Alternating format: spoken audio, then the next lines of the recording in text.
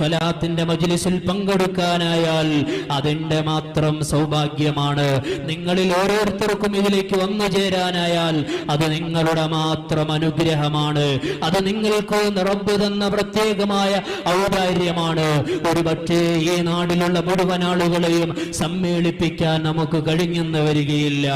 അപ്പുറത്തൊരു വടംവലി നടക്കുന്നുണ്ടെങ്കിൽ, അവിടെ ഒരു ഗാനമേള നടക്കുന്നുണ്ടെങ്കിൽ, അവിടെ മറ്റേതെങ്കിലും ഉത്സവങ്ങൾ നടക്കുന്നുണ്ടെങ്കിൽ, ആളുകളെല്ലാവരും ഒത്തുചേരുന്ന ആട്ടും കൂത്തും പാട്ടുമൊക്കെ നടക്കുന്നെങ്കിൽ അവിടെ പോകാൻ എമ്പാടും ആളുകൾക്ക് കഴിയുമെങ്കിൽ അത് റബ്ബിന്റെ തൗഫീഖാണെന്ന് എനിക്കും നിങ്ങൾക്കും പറയാനാകുമോ?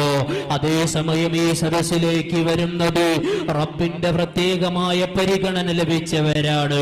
അല്ലാഹുവിന്റെ വിശുദ്ധമായ ഖുർആനിൽ നമ്മോട് ഓർമ്മപ്പെടുത്തുന്നത് യാ അയ്യുഹല്ലദീന ആമനൂ, അല്ലയോ വിശ്വാസികളെ, വിശ്വസിച്ചെന്ന് പറയുന്നവര്, വിശ്വാസത്തിന്റെ കണികകൾ എവിടെയെങ്കിലും ഹൃദയത്തിൽ കോറിയിട്ടവരെ മാത്രം വിളിച്ചുകൊണ്ടാണ് പറയുന്നത് ഖുർആൻ. സല്ലു അലൈഹി വസല്ലിമു തസ്ലീമാ.